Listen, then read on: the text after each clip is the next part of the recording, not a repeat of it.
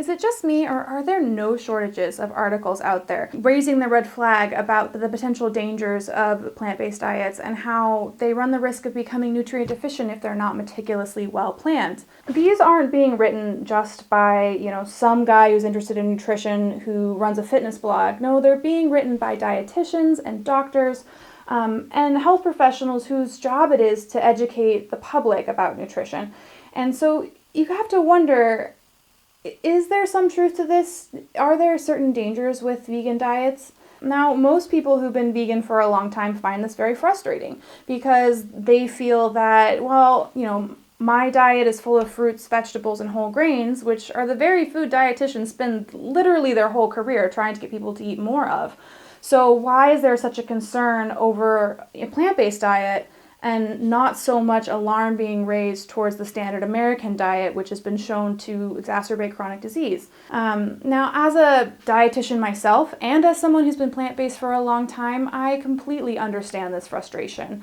I see that there are a lot of inconsistencies and holes in the way that dietitians are viewing plant-based diets. So in today's video, I want to address this, and I want to do it by answering a couple of questions. First, where is this concern coming from? Second, is it merited? Is it based on evidence? And the last thing I want to talk about is what is the impact of this concern on the plant-based movement in general. And so let's dive right in. So where does this come from? Throughout my education and my experience working in the field, I have noticed that there are two things that dietitians tend to do when they're analyzing a diet and making recommendations that lead to a misunderstanding of how plant-based diets work. So I'll go through each of them in turn because they're kind of related to each other. So it's no surprise that dietitians are trained to equate food with nutrients. It allows us to quickly analyze someone's diet and look for potential deficiencies or areas of concern, and also communicate recommendations to people in a way that's actionable and easy to understand regardless of education level. Let me kind of show you how this works. So if I was looking at someone's diet and it seemed as though they weren't really eating any high potassium foods, instead of telling somebody that they needed to eat more potassium, I would tell them, maybe incorporate bananas or potatoes into their diet since they're high in potassium. And while this works very well in a population whose diet is largely homogeneous, fairly low in fruits and vegetables, and high in processed foods, it doesn't really work in a population whose diet strays from the norm. And the reason why is because we generally only categorize foods by the nutrients that they're most abundant in. So for example, meat, we would say it's high in protein and iron, for example, and a banana would be high in potassium and carbohydrates. We don't generally talk about all of the other nutrients that are in these foods that are in much lower abundance. And this is particularly true with fruits and vegetables because, to be honest, Americans don't generally eat large quantities of them, and so the nutritional contribution of those less abundant nutrients is much lower and therefore isn't really that necessary to count. So when someone comes to a dietitian and they have removed all of those high nutrient dense foods from their diet, the dietitian is looking for a replacement. They want to find other foods that are categorically high in those nutrients, forgetting that a lot of those nutrients are present in most plant foods. We just don't count them because people don't typically eat enough of them. So I think that this trick that dietitians use to quickly analyze the diet, while it works very well with a standard American diet, it oversimplifies the nutritional contribution of foods, particularly plant foods. And so when plant foods are eaten in much larger abundance and these small quantities of nutrients that are in them are suddenly providing much more than they normally would, that is getting completely missed because we're not trained to look for those contributions. So the second thing that I've noticed is that dietitians really like to think about foods in terms of food groups. So there's the protein group, there's the starch or carbohydrate group, fruits and vegetables, oils, and dairy for some reason, if you're thinking about my plate. And those groups tend to be a proxy for macronutrients. But the problem is that plant foods don't really fall into these categories and shouldn't be treated as though they are the equivalent to just one macronutrient. So what I mean by this is beans, for example, have protein and carbohydrate. Nuts have, protein and fat, largely. And even the things that fall into the starch or carbohydrate group do contain substantial amounts of protein. But dietitians often don't think that they do for some reason. And they don't usually count the contribution of things like potatoes and pasta and rice to the amount of protein in a diet. So I think that thinking about foods in terms of these discrete food groups really perpetuates this idea that vegan diets are very restrictive. So let's use protein for an example. If you were to take the protein food group, typically sources of protein would be animal products like meat, eggs, cheese, and then beans, nuts, and maybe tofu. But a dietitian who sees someone taking out all the animal sources of protein thinks, well, a lot of people don't like tofu, so there's nuts and beans. And is someone realistically going to be eating just nuts and beans 3 times a day, every single day for the rest of their life? That sounds boring.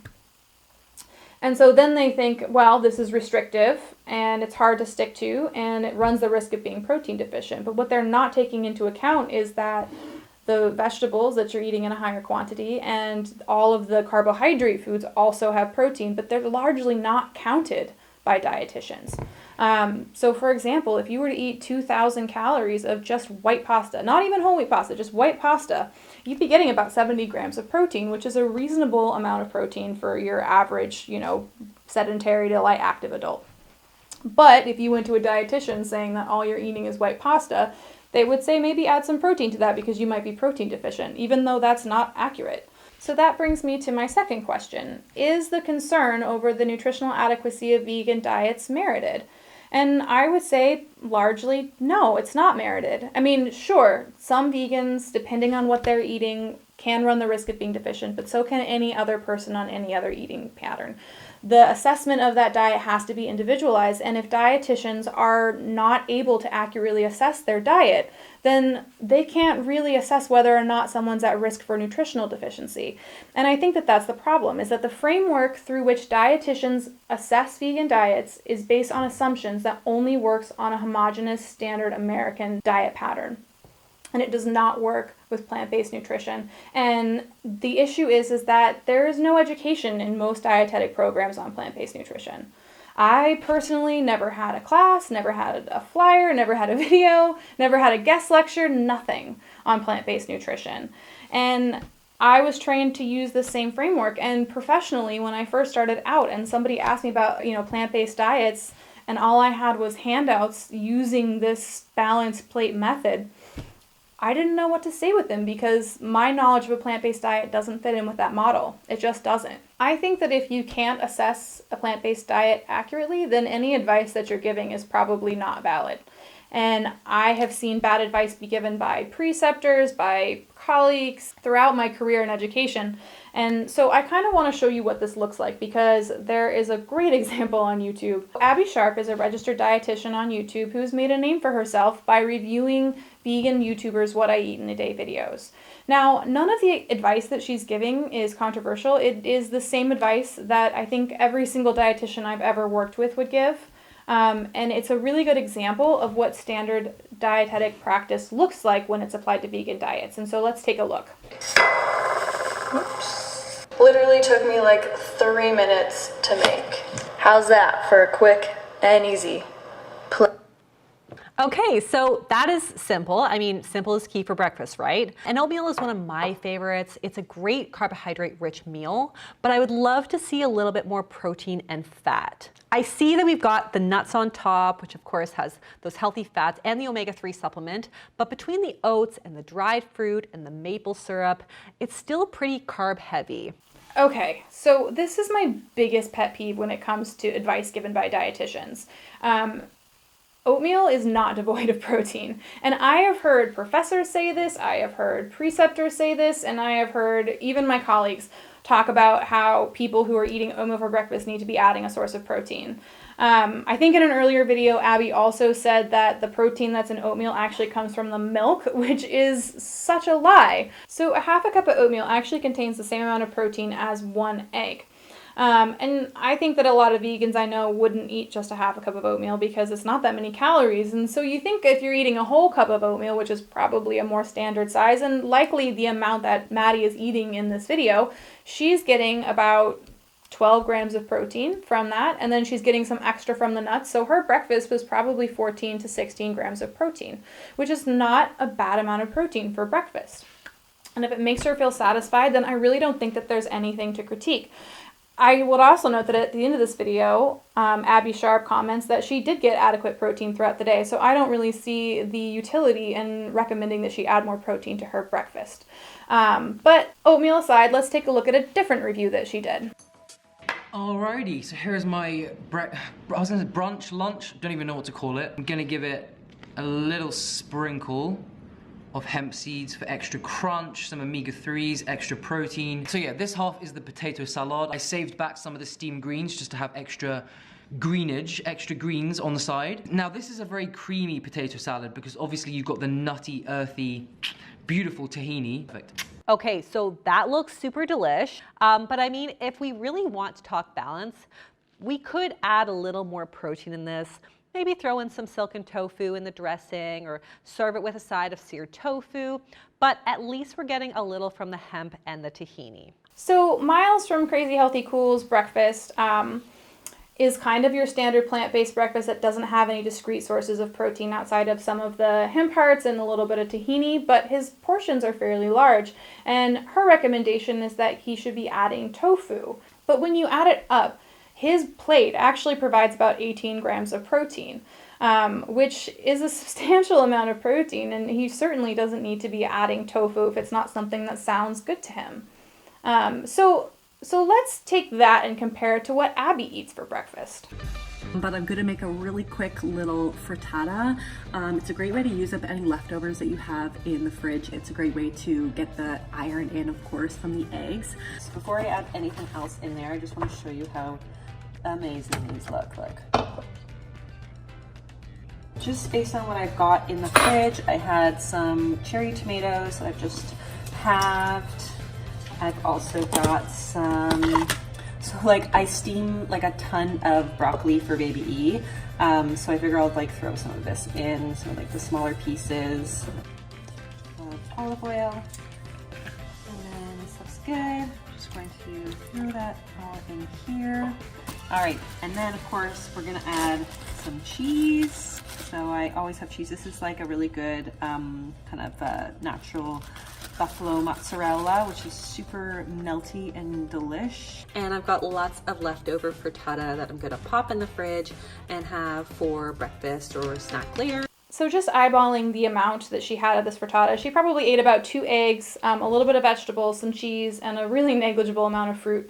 And it likely provided about 16 grams of protein, which, funny enough, is exactly the same amount of protein that Maddie probably had, and likely less than what Miles had. And yet, if she had a client that came to her who was eating 2 eggs with some vegetables for breakfast, she probably wouldn't say anything about the amount of protein that they were having. And yet, she feels the need to recommend adding protein powders and yogurt and things like that to oatmeal to make it more protein dense. And I think that, again, while the advice isn't necessarily bad, the failure comes in her inability to assess that breakfast adequately, because she's used to thinking of oats as being only a carbohydrate when it actually has a substantial amount of protein.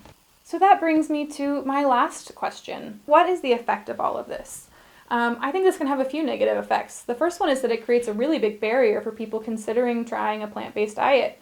If the health community is putting out messaging that it needs to be meticulously well planned and it has to be constantly monitored or else there could be negative health effects, then it seems like a real chore that people are probably not going to be willing to do when they're thinking about their life in terms of work, obligations, family, etc.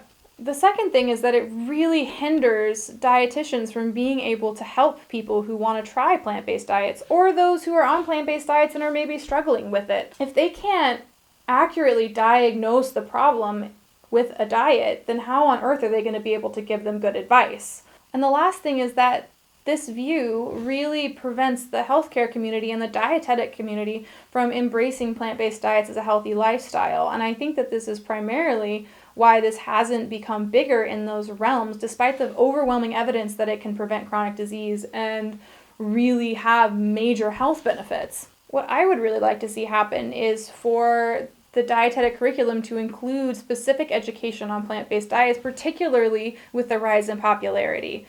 Because as it is now, I don't think dietitians are very well equipped to handle somebody who wants to follow a plant-based diet. And for you, if you're interested in starting a plant-based diet, or you are on one and you're having some difficulties, I wouldn't discourage you from reaching out to a dietitian, because we're educated, we're knowledgeable, we have tools to help you. But I would stress that it's important to find somebody who has very specific knowledge in plant-based diets, just to make sure that you're getting good advice.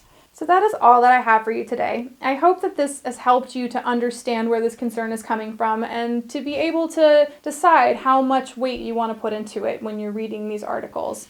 At the very least, I hope that this was an interesting video. If you have any questions for me, or any videos you'd like me to do in the future, drop a comment down below, give us a like. And if you want to talk to me more personally, or are interested in working with me, you can find both me and my partner at positivelythriving.us. I'll put a link down in the description box. Until next time, take care.